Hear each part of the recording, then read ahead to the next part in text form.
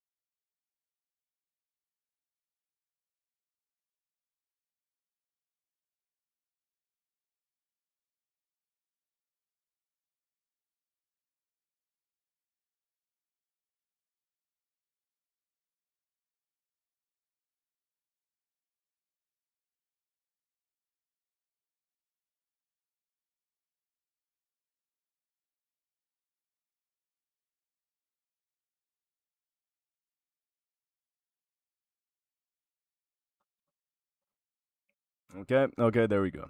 There we go. Yeah, so what's up, guys? Per user request, we're gonna talk about, we're gonna read a bit about the worldwide defeat, the hidden causes, World War II worldwide defeat. Not gonna go too deep into it. 700 pages. I pre-read some of it.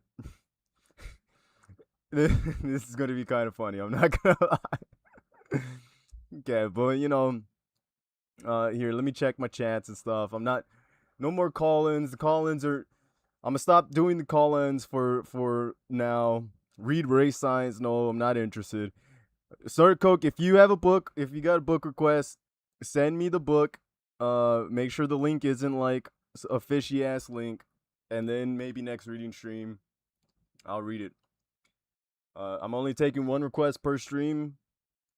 It's not gonna be a whole deep segment, but I'll read any book if it's a real solid book, and it's not like just pure goy slop. I'm willing to read it, dude. I'm willing to give it a moment of time. Yeah, we're not doing call-ins anymore. Some motherfucker reported my last Google phone number and shit, got that shit banned. So no more. We're not doing any more call-ins until I fucking feel like it, okay?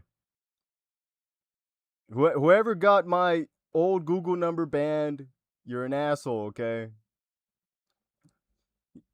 Give me a book, Stortico. Give me a book on race science, dude. Give me a good race science book, and I'll read it. I'll give it some considerations, dude. Okay.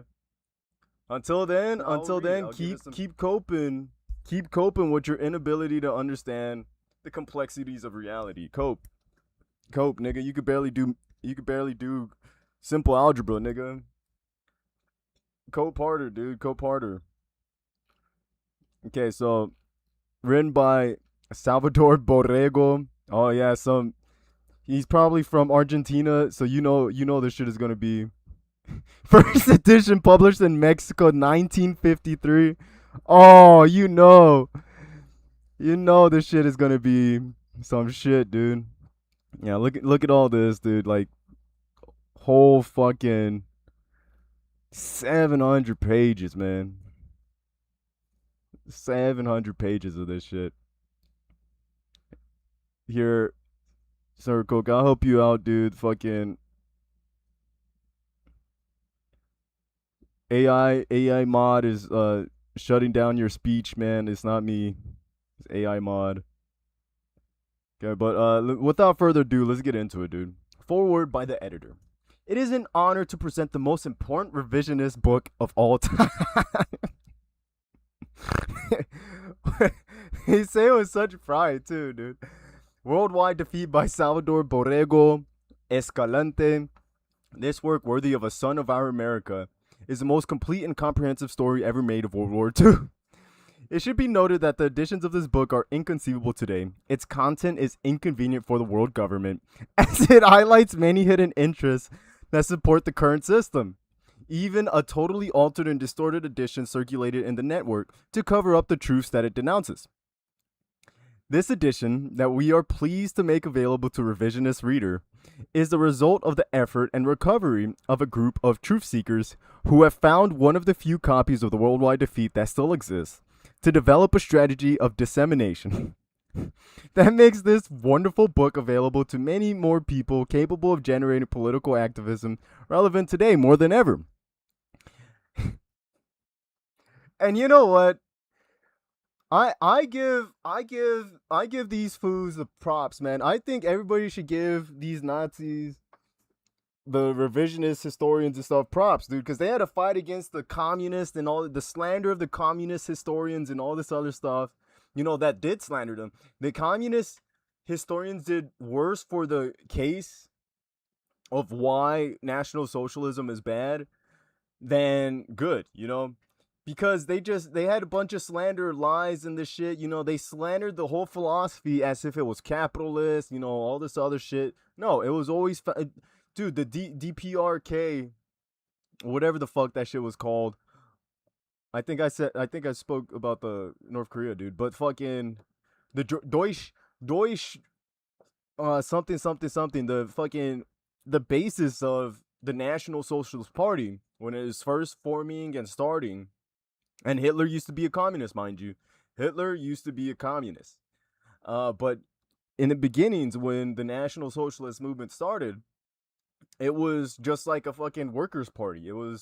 The political party's official name was the Workers' Party, and all this other, the Germans' Workers' Party, or some variation of that, And it wasn't, and just spreading misinformation and using communist slander campaigns and stuff like that did terrible for their case for why National Socialism is bad. One could make a valid argument in a world where you're forced to choose between communism and National Socialism. National Socialism on paper is better,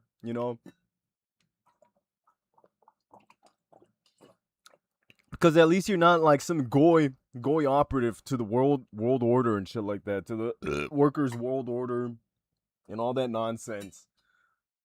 Instead, the socialism is restrained in your borders, and the German National Socialism had a particular quirk where some of the characteristics of identity and all that other stuff, even though it was defined by the state, it was also defined by this spiritual characteristic / metaphysical characteristic of the Aryan, and then also it had some expansionist policies, in order to reclaim lands occupied by races they deemed as Aryan or Aryan-like, I remember reading one of the papers on like one of the reasons why. Well, actually, this wasn't one of the papers. This was in Mein Kampf. If you've ever read Mein Kampf, there's a good copy of Mein Kampf that I like by Jaiko Publishing. I think it's one of the better copies, just because it's it has better translation, and also it has less of the fucking what do you call it? Less of this fucking worshiping of Hitler stuff. It's more of like a uh realistic paper, all right? But I mean a realistic book. But this book by Mein Kampf, I remember reading it. There's a specific section in when Hitler's talking about needing the living space for the Volk. It's been such a long time reading it. My German is really bad, so the words have just like bled into my brain. But the living space for for the German people, they said the Slavs were polluting their blood the same way that the Jewish people were polluting their blood, and that the Slavs were lower subhuman. So, but they have such vast agricultural lands and stuff like that, and that should be the lands for the Aryans and stuff, yada yada. So there are some particular quirks, but the quirks within the whole philosophy of National Socialism or German National Socialism kind of are specific for German. That's why you see a lot of people try to conflate fascism with German German National Socialism. Is due to the fact that this conflation is kind of, they're both socialist, if you will, but as if anybody was here when I was reading Giovanni's book on the foundations of fascism and stuff like that. I forget his name, Nicholas Giovanni or whatever the fuck. You'll notice that the characteristic of the people and the spirit of the people and stuff like that, the metaphysical people and the spiritual spirit of the people, is more hinged on Italian culture, Italian, Rome, etc.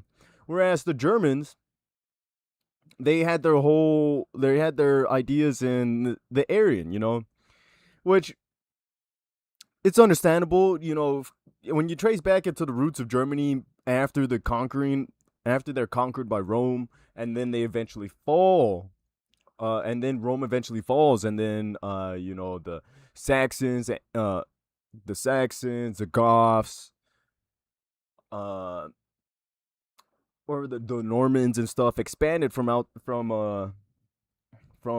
Germany, or those areas that were old Germany, and they expanded, and created their own empires and stuff, such as, the Norman conquest of France and England and all that shit, establishing England, the Goths and their expansion of their culture and etc. When you boil down into that, you'll find that kind of the German people kind of face a thing similar to American blacks, where under the rule of Rome, their cultural identities and some of their cultural aspects were mitigated, erased, conquered. Christianity during the fall of Rome was gaining prominence and was being propagated by Rome and all that other stuff. And that kind of took over their pagan gods, if you will, and it kind of erased some of their traditional cultures and stuff. They also adopted Latin. They lost their their languages became more extinct and stuff as Latin became common, and all these other things. They face similar problems that the American blacks had, right? And you'll also see that they coped the same way. They coped the same way as American blacks did, where they had to cope with being a raped people, a people that's been raped and conquered and had their culture erased. And so they chose instead to reach back into the annals of history, of mythology and all that other stuff, to supplicate their the kind of cognitive dissonance of reality and modernity. You know what I mean? Uh, and I actually find that extremely interesting too, because fascism, they have they draw lines because during the time fascism was on the rise, Italy was a falling power. Italy was not did not have the strength that it was. It was still a rape nation, you know, all that other stuff. But they had the glory of the past of Rome and all that other stuff, the Catholic Church, etc. So they had their own separate identity, completely different. But with the fucking National Socialists and their imposition of the Aryan as the characteristic of the people, it kind of forced them into that same problem that you see with the blacks. You know, where some like there's some contradictions in the philosophy. For instance, you know, the idea of the Aryan being the blue-eyed, uh, blonde-haired Chad most likely does not fit the characteristics of the Saxons, the Goths, and the Normans, who were traditionally those peoples that occupied Germany and where German history like truly derives from, right? Like instead of them claiming the Goths, Normans, and all this other stuff as their people, they kind of use the Indian scripts version of the Sea Peoples and all and the Aryans and stuff like that. You know, which by description they kind of seem more like the Vikings and the I forget the proper name for those peoples. The fucking Icelandic peoples, the fucking barbarians over there, you know, rather than the Normans, the Saxons, and the Goths. That's besides. That's just an interesting tidbit that comes to my mind every now and then when I think of this. But continuing,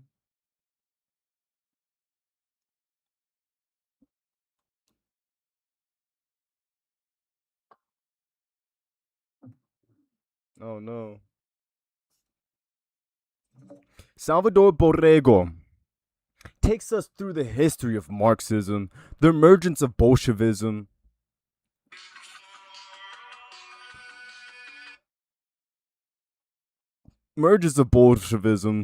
and its world revolution, the rise of fascism and nationalism. The manipulation of the great corporate transnationals behind all the conspiracy made to promote this terrible worldwide conflagration. Likewise, the author takes us on an extraordinary trip to the stages of the great military campaigns, the Second World War, where the reader can feel the drama of war actions, narrating with extraordinary precision the smallest details of each battle and its protagonist, and exhaustive revisionism backed by a bibliography of 350 specialized works and more than 5,000 newspapers magazine clippings.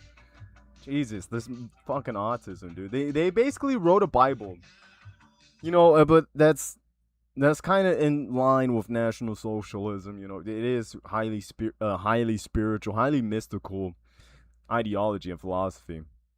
When you cut down to the bare essentials of it,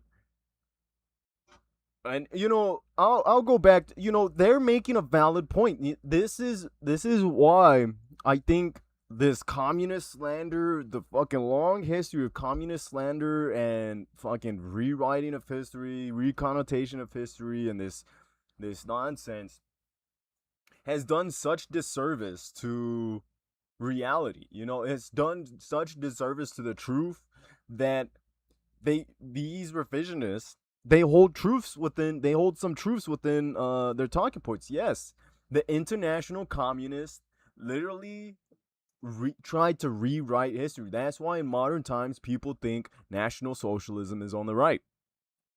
Yes, that is true. That's 100% true, dude. It's true. It's not false.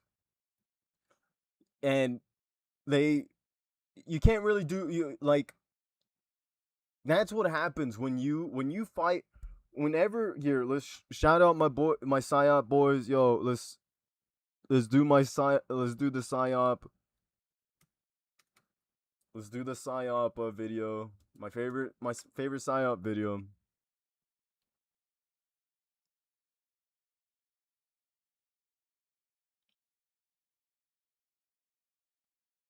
Let's look at this for a bit. Here, let's not put this on this one.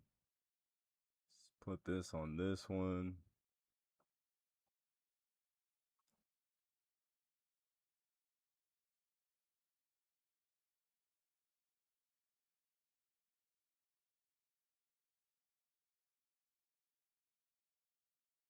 Now I know the person who requested this book is gonna seethe and mauled over my discussion of this book, but you know, it is what it is, dude.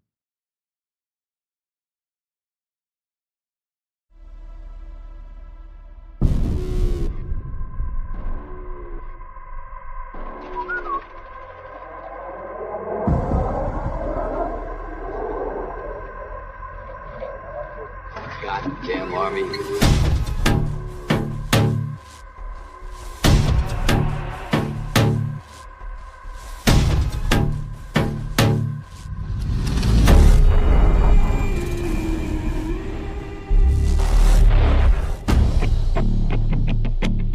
There's another force applied in combat that we generally don't think of as a weapon of war. That weapon is words.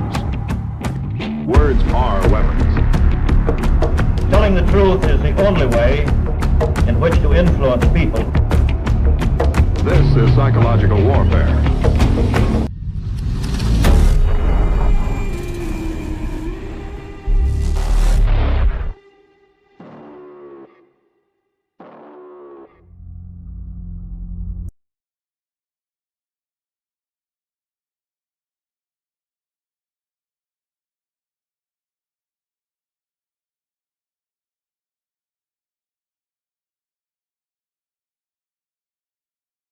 Shout out the spooks.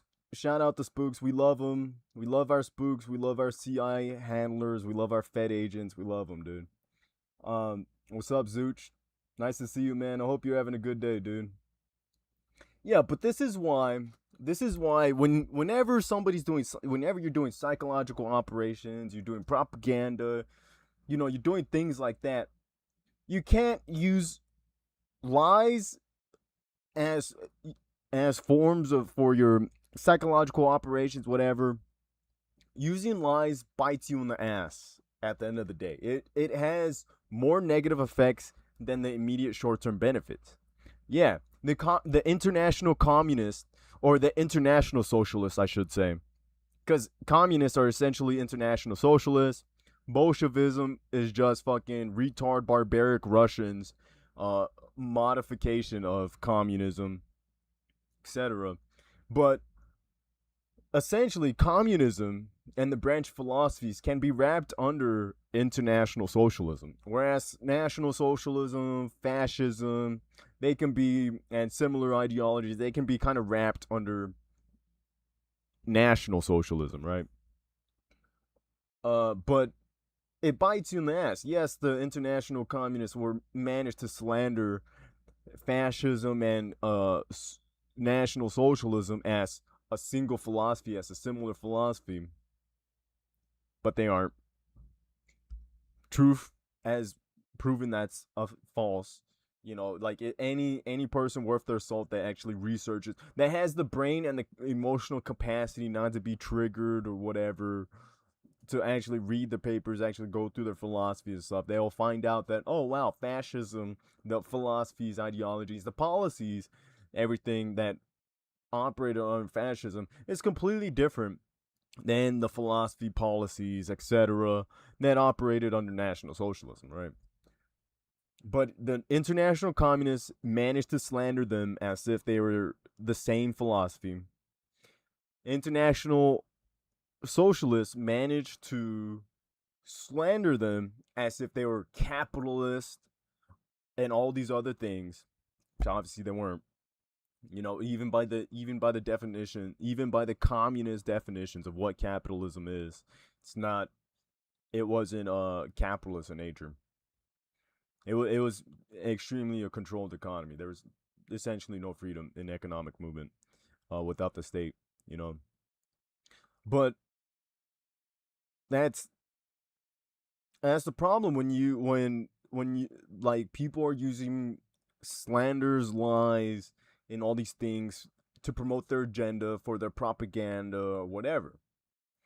The lies eventually get exposed if a diligent mind is diligent enough to sift through the muddied waters and all that other stuff, especially with modern day and the information age and our ability to find such information and all these other things. Those lies will be exposed. That's why in your psychological operations, your propaganda or whatever have you, ads, etc., you have to have the truth in it. You have to have the truth in it. You see the same thing in the UK, right? In the UK, let's see if I can pull up some of their racist ass videos, dude. Let's see if I can pull up some UK racist videos, dude. And the United Kingdom government is racist, and they're racist against white people, dude. There's literally a state policy in the United Kingdom to be racist against white people. Okay? They say to not talk bad about the Muslims. They say not to talk bad about the immigrants and all that other stuff. That's literally a state-sanctioned racist policy against their own people, which are white people. Always have been. Even when the Britons got conquered by the Normans, even when all the numerous migrations, even when the Irish got conquered and all that other stuff, Scottish got conquered and the Scottish were extremely poor, etc. They can all be categorized as white people if we go with the modern racial categories, you know. But it's literally UK.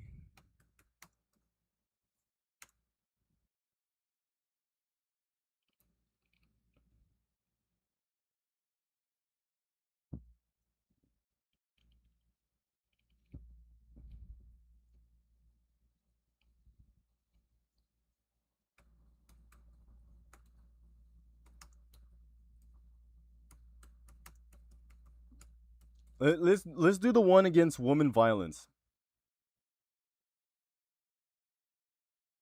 Yeah, let's do. Hey. Yeah, let's do this one, right?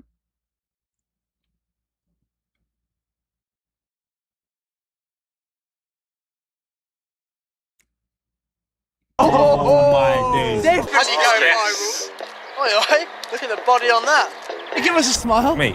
It's rude to ignore people, you know. Mate, that's not okay. Enough. We can change how our mates talk to women by getting them to realise that harassment is never okay. Look at me when I'm talking to you. Just show me the messages. Give me the phone. Enough.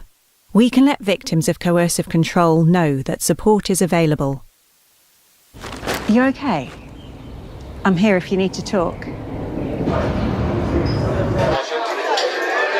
Don't touch me, I don't want to be touched. Enough. We can show that sexual assault isn't acceptable by helping to report it to staff or police.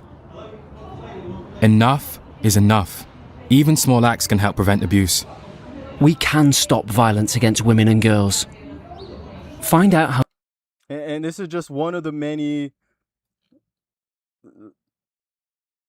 There's more... I'm trying to look for the other one where it's like they're on a train. They're on a train and it's like a white dude.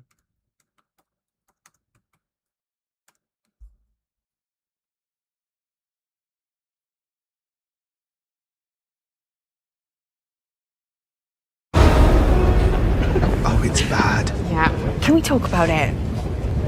We need to tell him. I feel deeply offended. All right. Okay. Shit's been scrubbed, dude. Sorry, I live in America. I don't know all these stupid ass United Kingdom ads. But yeah. Yeah, so like you see the same thing where like the British government is trying to put these ads, you know, these well-meaning ads and stuff like that.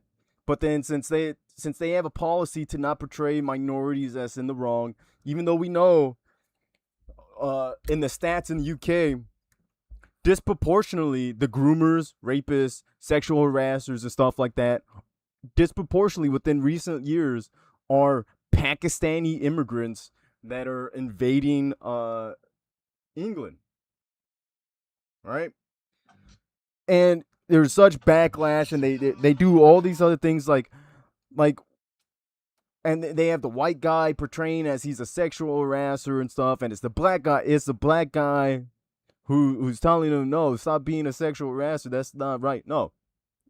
In reality, that's most likely won't happen. Most likely, reality, this dude is like a we was Kangs nigga, or he's like a Muslim, and he's the one doing the sexual harassment, and then it's the British guy. It's a British white man being like, hey, dude, stop harassing our women. 100%, dude. 100%. You know, but those ads had massive backlash, you know, had massive critique and all this other stuff. You know, I'm sorry, I'm going on this whole rant about fucking the racist government of the United Kingdom. But yeah, you can't have your propaganda have lies and all this other stuff, and have all these other political agendas and narratives that are founded in unreality or fucking SJW psyops and shit like that. You can't have that, dude. If you want people to receive your message, you want people to understand your message and stuff, you shouldn't placate the lefty lunatic nigga that's living in fantasy land. You should instead acknowledge reality, dude. Remigrate, man. Remigrate. But continuing, where the reader can feel the drama of war action. Okay, blah, blah, blah. All historical defense is an apology for an idea and its actions and consequences. After the war, it is argued that Allies liberated Europe and Germany from the National Socialist tyrannical horror. Borrego's work reveals the other side, the hidden sinister truth, the evil that the Allied victory have brought to Western civilization. World War II was Adolf Hitler's struggle to overthrow the Jewish intentions of global dominance. And you know,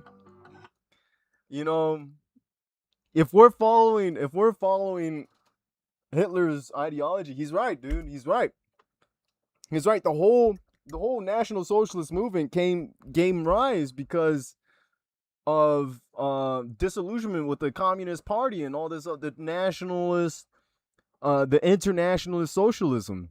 You know, and they thought the international socialism was a Jewish psyop, which, you know, low-key, if you have that narrative, if you have that perspective, it can be somewhat valid, you know.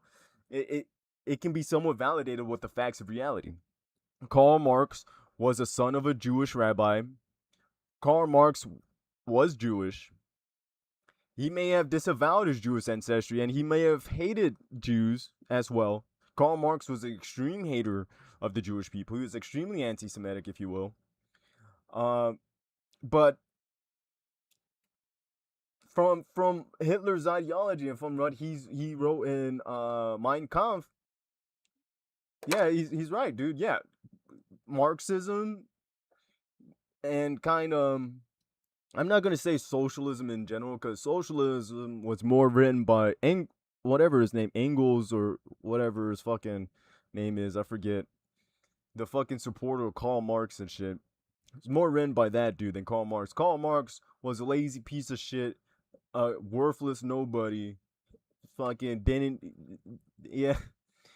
habitual drunkard, fucking goy slave, dude. Karl Marx, I wish I could live like Karl Marx, man. That fool was a full-blown degenerate, loser, scumbag, just taking out massive debts and stuff, refusing to pay rent, all that other stuff, dude. Getting kicked out of...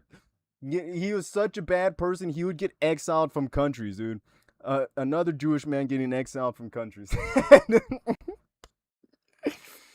You know, but... In a sense, yeah, he is kind of right, dude, because it is written... In that perspective, yeah, it is written by that shit, dude. World War II was sponsored by World Zionist Organization, International Marxism, and Universal Freemasonry. Now, okay, Universal Freemasonry. I think the Freemasonry concept is kind of... I haven't done much research into it, I'm not gonna lie. But from what I know, the historical roots of Freemasonry comes from the Knights of Templar. From the Knights of Templar, and traditionally, Freemasonry was a literal term where it was just like an organized group who would do masonry work for free.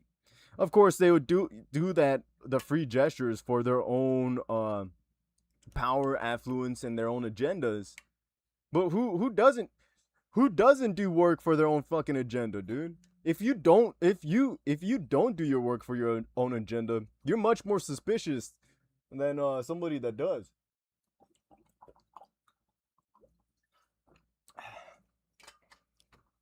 But he is right, yeah. He's right, dude. As these institutions repeatedly came to public light during the war, the Jewish political movement raised a protective armor around them, fabricating the myth of 6 million Jews killed.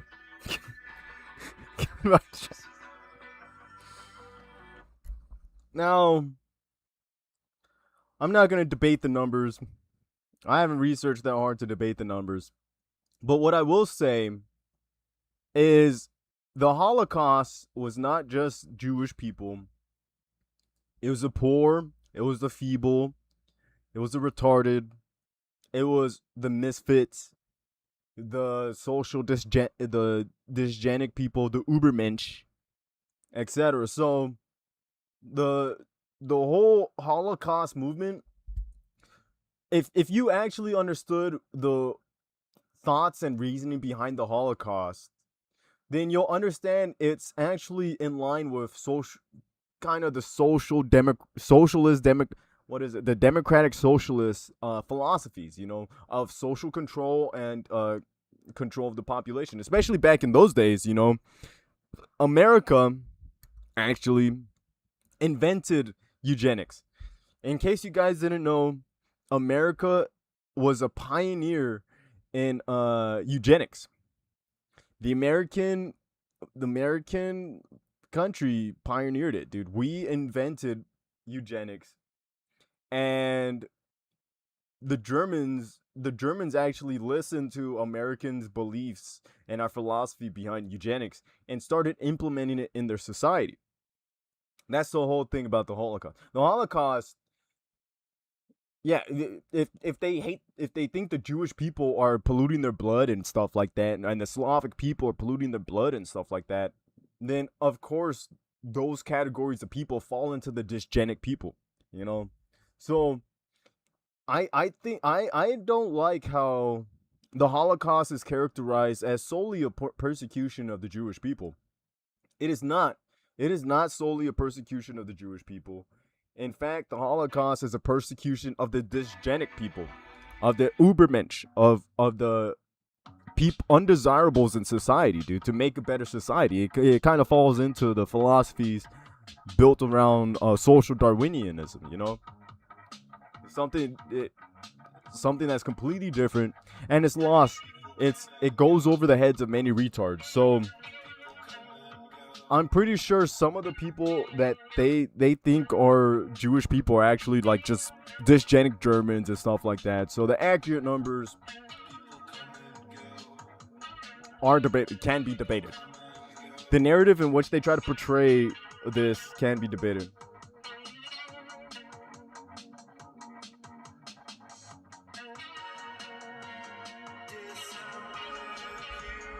Nation.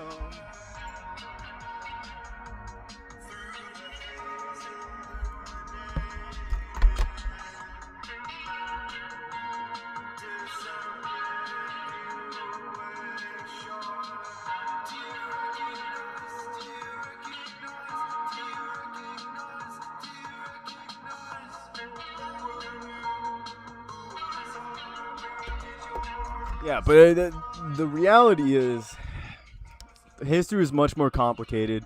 Bunch of low IQ retards have taken control of the narrative, and this is what it has spawned. This is what bad actors, people who mischaracterize history, who injected their own political beliefs into their analysis and stuff like that. They have spawned this philosophy, you know. And it's low-key, it is what it is, dude, you know?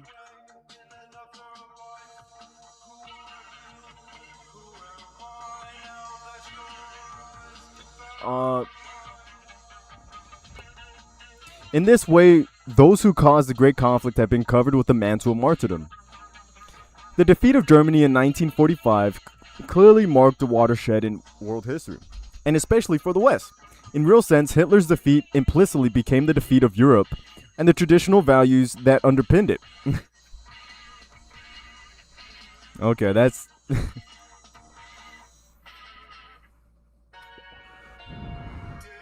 Socialism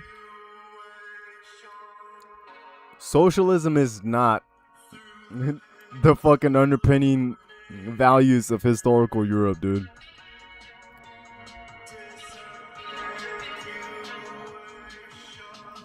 Okay, sorry guys.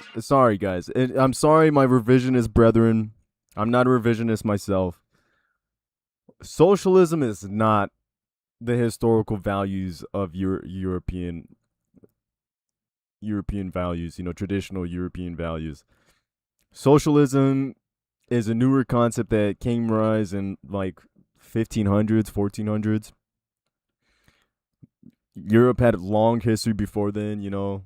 Are you going to say Rome was the spirit of Europe? Are you going to say like all these different ethnic categories are the spirit of Europe? You may say it's the spirit of a certain geographical area, you know, but it's not the spirit of Europe, guys. It's not, simply not, you know. I would argue that the Enlightenment is much more vigor for the spirit and the traditional values of Europe. The reasoning over war, stuff like that, is much more in line with the traditional values of Europe.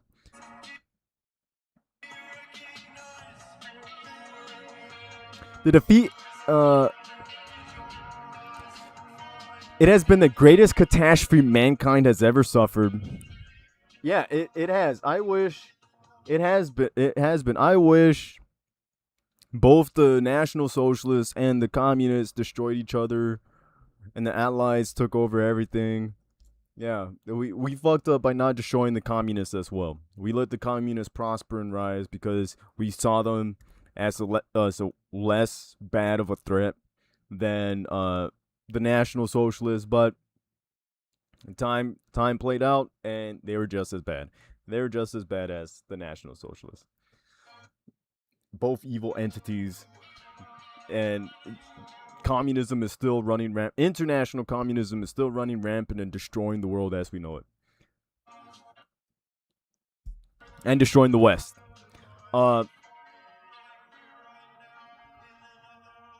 It has been the greatest suffer, but did not mark the end of the Weltanschauung. A doctrine cannot be exterminated in Dresden. An idea cannot be hung at Nuremberg. Through the immense sacrifice, their martyrs, National Socialism acquired an eternal and universal validity. Hitler won the war ideologically. You can kind of say that, yeah. And the communists have made it so. The international communists have made it so. The international communists and the cowards of the Western world who did not fight, who did not stand for the ideals of liberty, freedom, and ideals reminiscent of the Enlightenment period, philosophies of the Enlightenment period, if you will.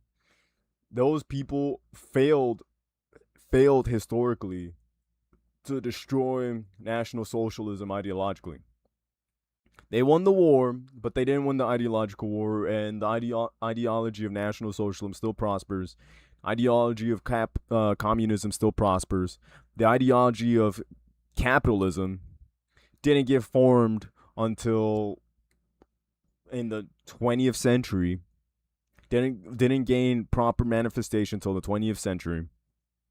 It had some inklings in the 18th century, 19th century and stuff, but it didn't get proper manifestation, which, capitalism, the ideology of capitalism, is the pinnacle of the Enlightenment period and is the greatest ideology that has been produced to govern human society.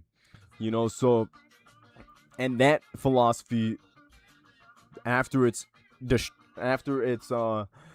creation, is nearly destroyed, is nearly extinguished by the international communists and the national socialists.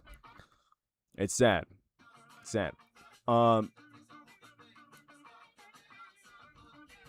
Those who have read this book understand that the only way to confront with the success of the historical enemies of humanity is through the spiritual resurrection of the white race. National Socialism is the natural expression of the social order of this race, creator of the highest historical manifestations of culture and civilization. This is all just a cope. That's the only way you can really look at it. This is all just a cope. National Socialism, the identity of the Aryan spirit and all that other stuff, kind of is not true because, no, it's totally not true because it's not about the white race. It's about the Aryan race. The National Socialists saw the Slavs as beneath them, even though they could be characterized as white. Saw the mixed blood as beneath them, even though they could be characterized as white, etc. And in addition, it has socialism in it, which obviously is the worst fucking form of political governance ever created by humans. So this is all just like a little cope to say that their ideology is the best. But that goes in line with kind of how National Socialist philosophers speak about their philosophy and stuff like that. They have to have this high spirit, high vigor type of discussion, right? The work of Salvador Borrego E., which today reaches its second edition, is one of the most important ones that have ever been published in America, blah, blah, blah, World War II, blah, blah, blah, just as bad as you. Okay, this is some new stuff. Placed on the side of enemies of the German power, it is natural for us that all our ideas be tainted with the color of Allied propaganda. Modern wars unfold in the front lines and the pages of the press. Propaganda is a powerful weapon, sometimes decisive, deceiving world opinion. Already since the First European War, it was witnessed an audacity to deceive, which was put into practice by agencies, newspapers, that enjoyed and seemingly irreproachable reputation. And I will say, I've been reading this book. Here, let me get it real quick.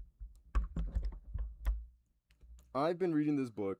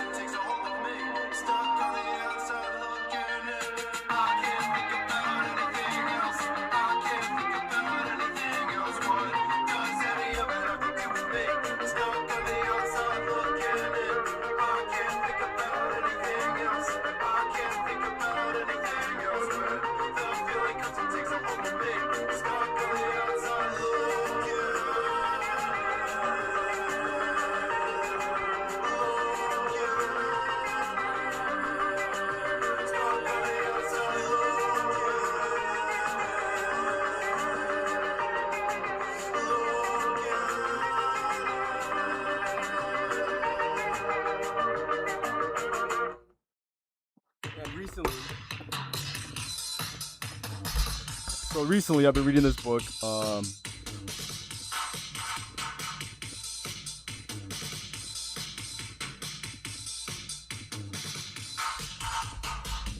This book by Milton Friedman, who wrote the one of my favorite books. I still haven't got my little display case. If I had my display case, I would be able to point over there and be like, "Oh, that's my book." One of my favorite books right there. Let me show you guys that book real quick.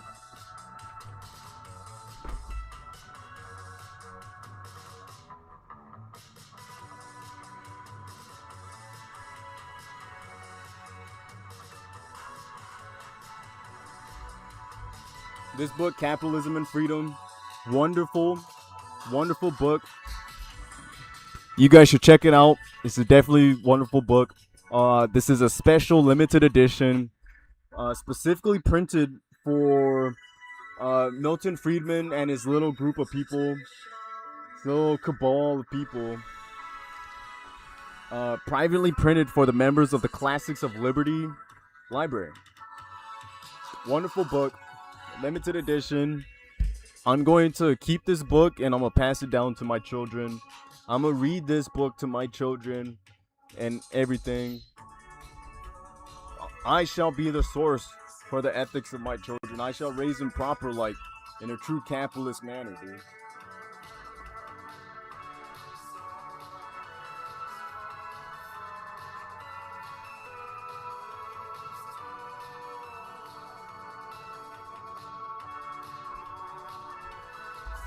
Yeah, but this book by Milton Friedman, this is actually a book that came into rise from some of the economic researches by Congress. Let me see what it was specifically for.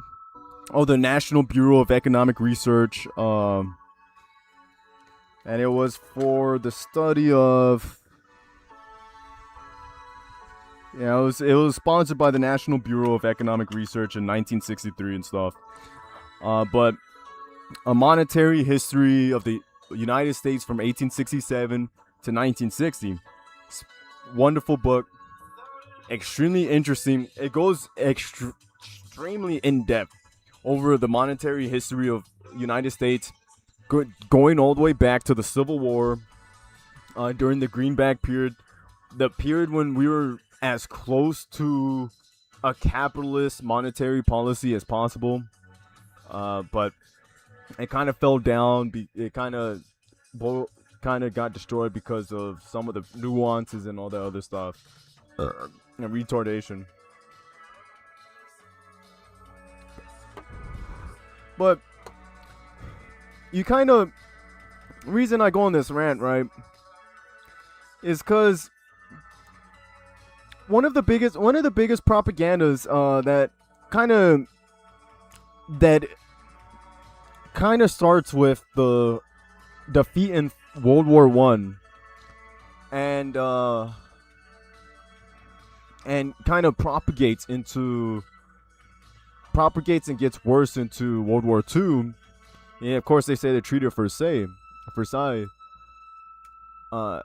It kind of has to do with the monetary policy, right? And they conflated with the monetary policy and the drastic shift of kind of a gold-backed currency to kind of more GDP, government issuance, government bonding policies, and exchange rate, internationally dependent and coupled economic value in your currency, right? And they kind of just they just say it's the Jews, they just blame the Jews and all that other stuff for that cause, but if you kind of look through the history and kind of, even though the monetary history of the United States has to deal heavily with the United States monetary history, you kind of see that shift in from the late 19th century to the early 20th century. You see the shift of kind of that gold-backed currency that kind of allowed kind of a decoupling of your species and your local monies from the international money, and the exchange rate with the golds and stuff like that allowed for that kind of the pressure of the various economic interactions, if you will. It allowed for it to be decoupled the Weimar hyperinflation in the gold, right? But when thereafter, and Tilk has a really good history, a video on this, or series, I should say, about the Weimar hyperinflation and kind of what kind of created that whole sentiment of the Jews the Jews hoarding all the gold and stuff like that. And the whole belief of that in Germany during that time. It's about 4 episodes long. And it kind of goes deeper into kind of some of the economic policies and the change of the monetary policies after the defeat of World War One, right? But that whole thing, those whole currents and everything kind of supported their this whole mystical belief that's the Jews. I mean, there's a long history of people just blaming the Jews for anything economic, dude. Anything economic is the Jews' fault. It's the money hoarders, etc. Which, technically banks, that's how banks operate. They hold the money so that they can invest. There's a certain type of ratio of deposit versus money taken out and money in circulation. That kind of influences the prices and some of the various factors, right? But you'll see that all throughout history. That's why the Jews got exiled from Spain. That's why they got exiled from all these various nations, because fucking retards that don't understand economics, But the reason I mention this is because this is kind of like where you'll see a lot of these revisionists kind of focus. They especially focus on that period after the First World War and the drastic changes in policy. The British pound was down, the sterling was down, and a lot of countries use the British sterling as benchmark for exchange rates and stuff like that for their currency. And your currency in an international market, its value is dependent on who's willing to purchase it, who's willing to use it, who's willing to exchange it, right? And so, of course, these weaker, poorer countries, what they'll do is they'll try to import higher value currencies to kind of inflate their economy and stuff like that, I guess it's this thing that they call high-powered monies, but the high-powered monies concept kind of goes further than that. It's like money and capital being built into infrastructure or things that produce more than it consumes, Deceit, however, achieved its objective. Entire groups of nations, which should have been neutral, were dragged into participating in the conflict, moved by sentiment founded on information that afterwards was found out to be deliberately fabricated by the faction that controlled world communications. Just as bad that geographic and political needs brought us to participate in conflicts that were foreign to our historical destiny. The worst is that we let deceit convince us. We had to affiliate with the faction that was closest to us. The trouble was that it was too numerous among us. The cast of the enthusiasts of deceit, huh? I always thought it was confusing. Who's the? Is he talking about the fascists? They had to affiliate with the fascists?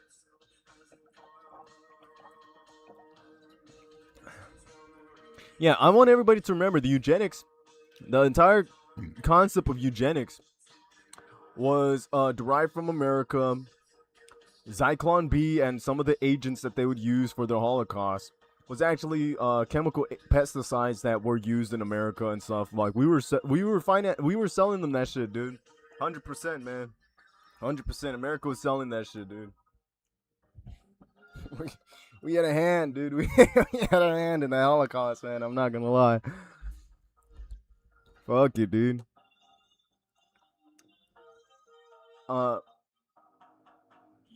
Unfortunate is the spectacle that is still given by some of our intellectuals when they speak of the defense of democracy. At the same time, they cannot delete off their foreheads the shameful mark of having served vernacular dictatorships that systematically boast the suffrage. Let us forget those pseudo-revolutionaries who are no more than usurers of a revolution that they have contributed to dishonor, and let us try to clear up the mind of those within good faith remain deceived. And, you know, this is kind of where the whole revisionist philosophy kind of falls apart, right? You know, it's basically like you know, when the socialists, you know, they try to be like, oh, China wasn't, Bolshevism wasn't real communism. They'll try to be like, oh, Chinese communism, Maoism isn't real communism. All this other stuff, it's not real socialism. Yeah, that's a cope, nigga. That is real socialism. You get your philosophies from there. That's where you got you may disagree with some of the philosophers to a certain extent, but you got to look at the tradition of your philosophy before you can even establish it, you know. The revisionists, they seek to gain all the positives from the philosophy in which they espouse, but they can't cope with the negatives associated with it appropriately. And so what they do is they try to cut the thread of the lineage of philosophy, and instead try to as their name says, revise it and stuff, you know. But no matter how much you revise it, your philosophy is still founded in some form or another. You didn't just think this up yourself, you know, unless you're a great mind, you know. But if you're a great mind and you happen upon the discovery that somebody else discovered before, you know what that makes? It doesn't make you a fraud. It doesn't make you a pseudo-intellectual. It makes you the second to discover that idea. Therefore, you did not discover that idea, dude.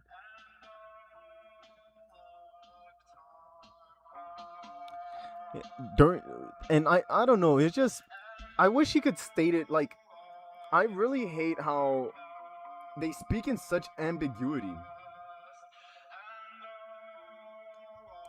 They speak with such ambiguity that it's like you sit there and like you give them like an honest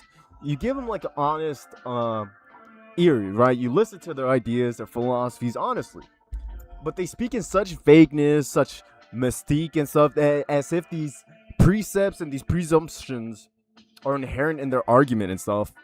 Whether to somebody that doesn't understand their beliefs, to somebody that they want to speak their beliefs to and stuff, and you're just left bedazzled. You're like, what the fuck? What are you talking about, dude? It sounds like a schizo rant, dude. But that's what happens when your philosophy has not a bunch of unreality, mysticism, all these various other things that just fucking mumble the reasonability of it, you know. And they say brevity is the soul of wit. I think brevity and logic is the soul of wit. Not necessarily brevity in words, but the brevity in logic. You know what I mean? If you have to have all these presumptions and all these a priori assumptions for your ideology to even make sense, then there's something wrong with your philosophy. You can't find it in like a basis, right?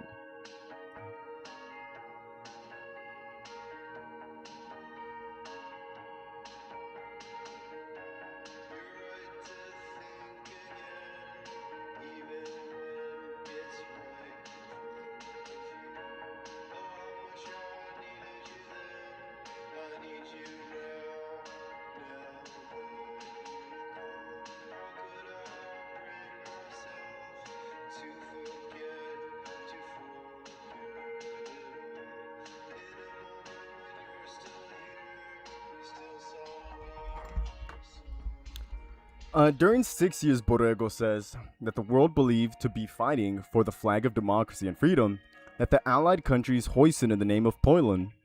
But once the victory was consummated, entire countries, including Poland, lost their sovereignty under the inexplicable spell of a victory whose disaster very few were able to foresee. Yes, he's right.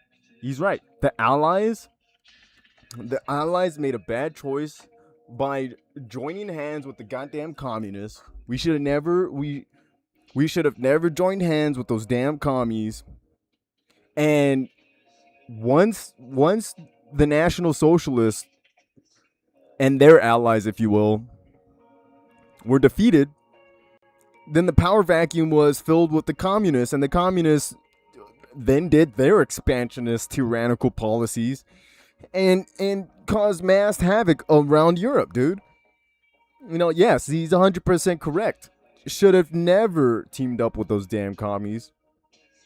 We should have let the commies and the fucking the commies and the National Socialists fight it out, dude. Now the problem is Britain was getting bombed nonstop by fucking Germany, France, all of them getting bombed.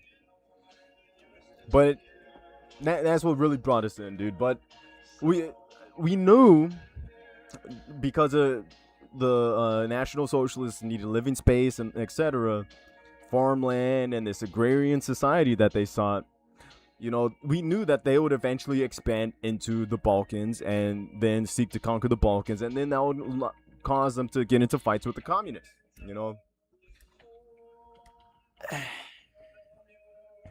I think Hitler made a mistake.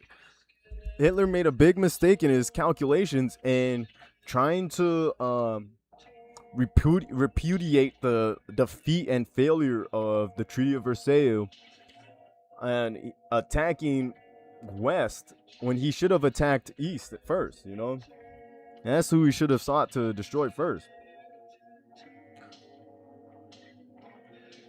And, the problem, and I really hate the flag of democracy and freedom. Democracy doesn't mean freedom.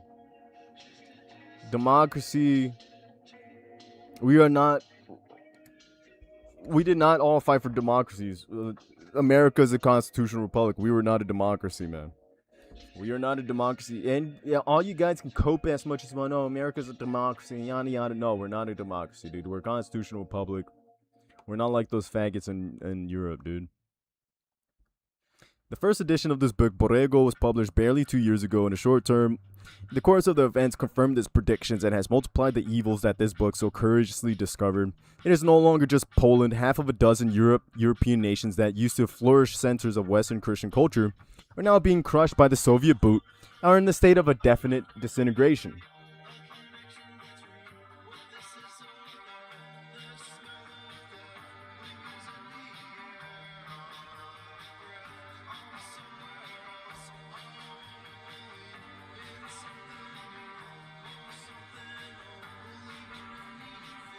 Since I lost you,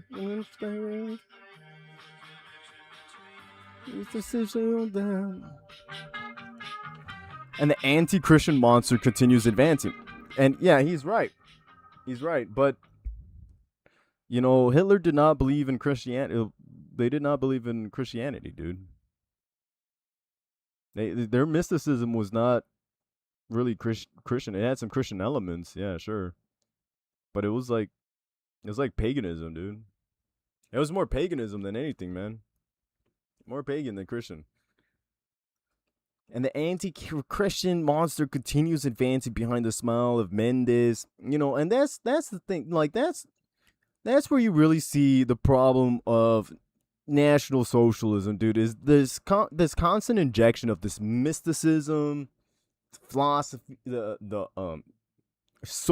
it's like a mixture of mysticism, socialism, and social Darwinianism, dude. Like all of it mixed together.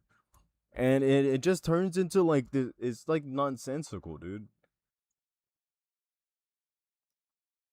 It's nonsensical when you boil it down and look into its essence, dude. Beyond the smile, Mendes, France, always victorious, as their henchmen say. Behind that enigmatic smile, 6 million Catholics in Vietnam, precious fruit of a century of French missionary labor, have fallen within the circle of slavery torture that Marxists devote to Christian populations. He's right. He's right. Communism hates religion, but it hates religion because in communism, society is their god, dude. Society is their god. I guess that's the best way to put it. Society is their god, and that's the end all be all, dude. It's essentially a theological war between the communists and all other religions, dude. That's why you see in China they work so hard to make every religion conform to communism and all this other stuff. You know, but there's a long history of religions being rewritten just for political power, or so that the religion and the philosophies of the religion don't contradict the foundations for the philosophies of political power. You know, for instance, the King James Version of the Bible. The King James Version of the Bible is a revised version of the Bible imported to England because King James did not like how it advocated against tyranny. It advocated against unfit kings and stuff like that, and called for revolution and stuff like that. He cut those parts out of the King James Version of the Bible. They revised it. That's why you see so many different denominations and stuff. You know, most of these religions continues to getting revised and stuff. They still have the same roots. They still have the same philosophical roots, but you know, they just change a couple paragraphs so that people start being less radical when they read it. You know.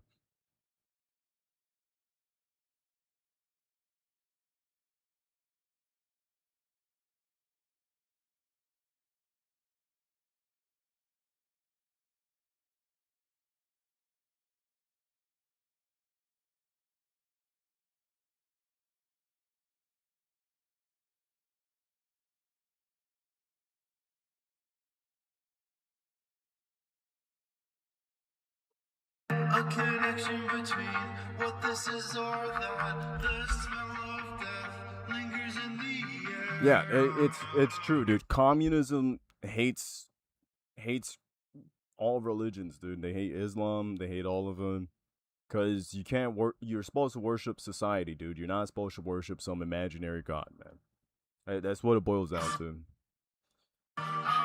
The contemporary case has precedent in Asian invasions of Genghis Khan, who enslaved nations. It has precedent in the conquest of Sultan, who decapitated Christians within the temples that they had erected for their faith. The nowadays conflict is, and then here we go again. The nowadays conflict. I'm sorry, guys. I'm sorry. If your philosophy and identity is founded in religion, I'm sorry, your philosophy deserves to die, dude. All philosophies with your identity and all this other stuff founded in religion, it sucks, dude. Religion sucks. Religion is one of the worst inventions man has ever created. Absolute trash, dude. And to further then conflate that as your identity and stuff like that, it's just silly. And then so when you break it down, okay, so let's go back a little bit. Let's go back, talk about the white race or whatever. The success of historical enemies of humanity through the spiritual resurrection of the white race. Okay, so the white race, their spirit is Christianity, an Abrahamic religion that is derived from sand niggers, from the Middle East, if you will. That is not true. That was not from Europe. That actually was imposed and forced onto Europeans after the Roman conquest of the greater portions of Europe. That's your identity. What about the paganism? At least in the philosophies of Hitler, he actually adhered more to paganism, and he actually listened to the pagans and stuff like that. Like, he was more in tune to the actual true identity, if you will, of the cultures and stuff that are associated with the Normans, the Goths, and the Saxons, you know. Even though he tried to say it was the Aryans.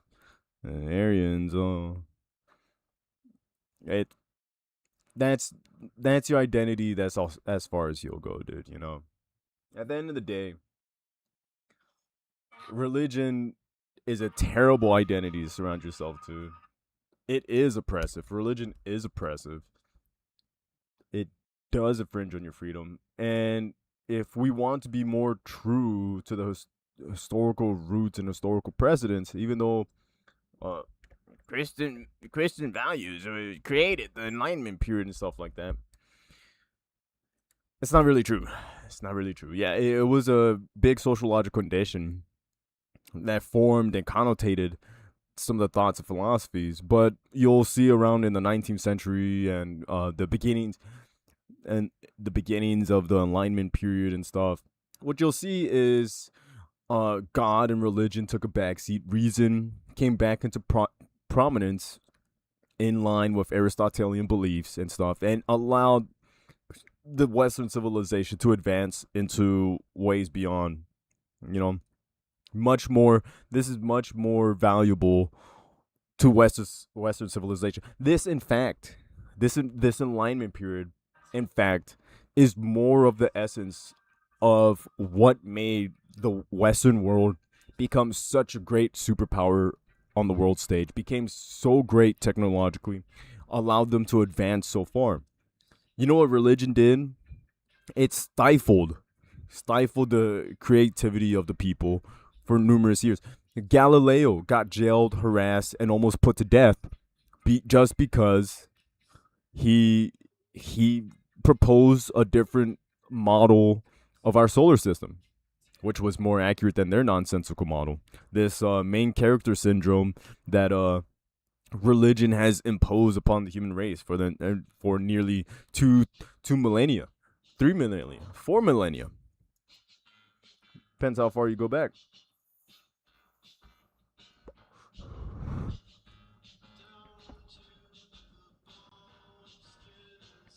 Wait, let me check chat.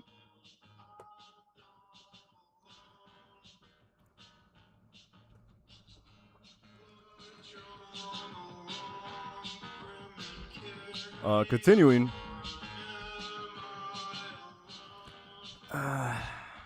Now, conflict, another crucial moment in the perennial fight that Christianity has to endure to survive.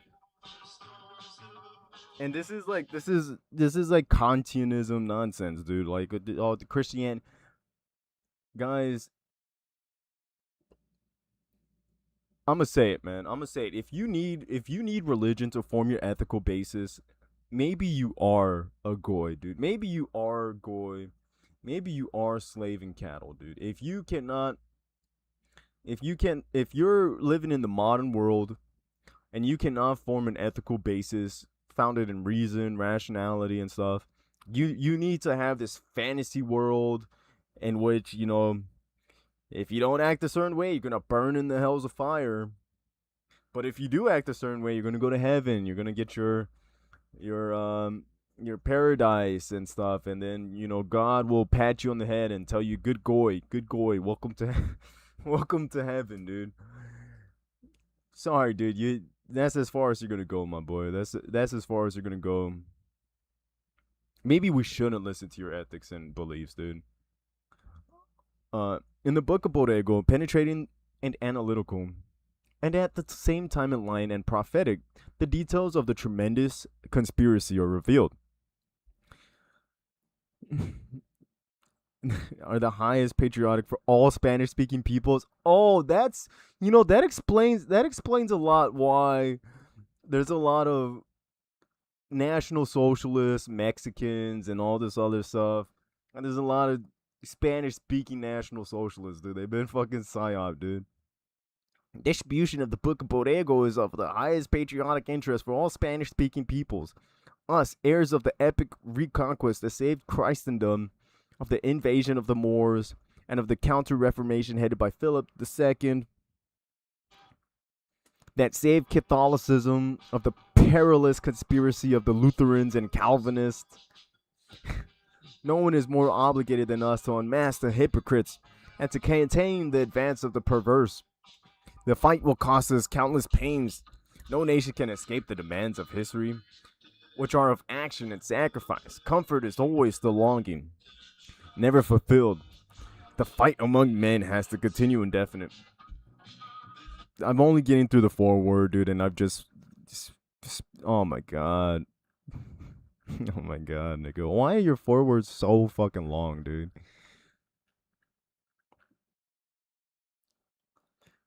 It is a neutral remembrance to look back on the extraordinary days of the Second World War.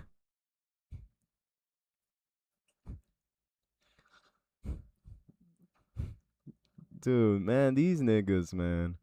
How long have I been streaming, dude? Fuck, an hour, 20 minutes, dude. Just yapping over fucking 10 pages, bro. Yeah, we're gonna pick this up later. Pick this up later, man. I got shit to do. I was hoping I could just like zoom through this. No, you know what? This